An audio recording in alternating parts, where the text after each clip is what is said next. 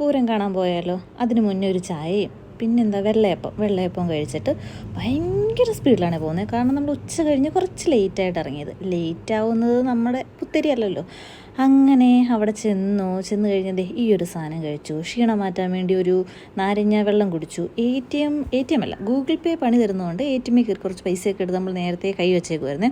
നമ്മൾ ചെന്നപ്പോഴത്തേക്ക് കുടമാറ്റം ഏറ്റവും ലാസ്റ്റ് ഘട്ടത്തിലേക്കായിരുന്നു. പക്ഷെ എന്നാലും കാണാൻ പറ്റും കേട്ടോ. എൻ്റെ ദൈവമേ, എൻ്റെ ലൈഫിൽ ഞാൻ ആദ്യമായിട്ട്, സത്യം പറയല്ല, ടി വി പോലും ഞാനങ്ങനെ തൃശ്ശൂർ പൂരം കണ്ടിട്ടില്ല. എനിക്കങ്ങനെ ഒരു ക്ഷമ ഉണ്ടായിട്ടില്ല അങ്ങനെ ടി വിയിൽ ഇങ്ങനെ നോക്കിയിരിക്കാനൊന്നും. പക്ഷെ അത് നേരിട്ട് ലൈവായിട്ട് ഇങ്ങനെ കണ്ടപ്പം ഉള്ളൊരു സന്തോഷമുണ്ടല്ലോ, അതെങ്ങനെ പറഞ്ഞറിയിക്കും എന്നൊന്നും എനിക്കറിയില്ല. അത്രയും സന്തോഷമായിരുന്നു കേട്ടോ. പിന്നെ ആന എന്നും നമ്മുടെ വീക്ക്നെസ് ആണല്ലോ. അതുകൊണ്ട് തന്നെ ആനയെ വിടാതെ മുന്നിക്കടയും പിന്നിക്കടയും സൈഡിൽ കടയും എനിക്കറിയില്ല എവിടേക്കടെയൊക്കെ ഞാനിങ്ങനെ ക്യാമറ വെച്ചിട്ട് ഫോട്ടോ എടുത്തു, വീഡിയോ എടുത്തു, എന്തൊക്കെയോ കാണിക്കുന്നുണ്ടായിരുന്നു. എൻ്റെ കൂടെ വരുന്നവരൊക്കെ എന്നെ ഇങ്ങനെ പിടിച്ചു മാറ്റുന്നുണ്ടായിരുന്നു. എന്നാലും ഭയങ്കര ഒരു JCB ഒക്കെ കാണുമ്പോഴേ ഈ കുഞ്ഞു പിള്ളേർ കിടന്ന് ഓടില്ലേ, അതേപോലെയാണ്. ആനയെ കാണുമ്പോൾ പ്രായമൊന്നും ആരും നോക്കില്ല, എല്ലാവർക്കും ഭയങ്കര കൗതുകമാണ് ഇങ്ങനെ നോക്കിയിരിക്കാൻ. അങ്ങനെ ആനയുടെ കുറേ വീഡിയോ ഒക്കെ എടുത്തു.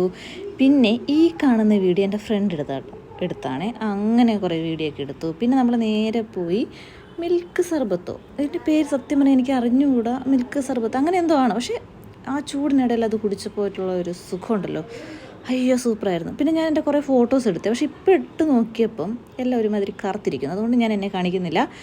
പിന്നെ നമ്മൾ ഷേക്ക് കുടിച്ചു. അതിനിടയിൽ എന്തൊക്കെയോ കഴിക്കുന്നുണ്ടായിരുന്നു കേട്ടോ. നമ്മൾ പകൽപ്പൂരത്തിന് വേണ്ടി വെയിറ്റിംഗ് ആയിരുന്നു. പൂരവും കൂടെ കണ്ട് കഴിഞ്ഞപ്പോൾ എൻ്റെ പൊന്നോ, ഒന്നും പറയാനില്ല.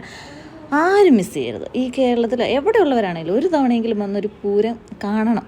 കണ്ടാലേ അത് മനസ്സിലാവും. പിന്നെ ഒരു കട്ടൻ ചായ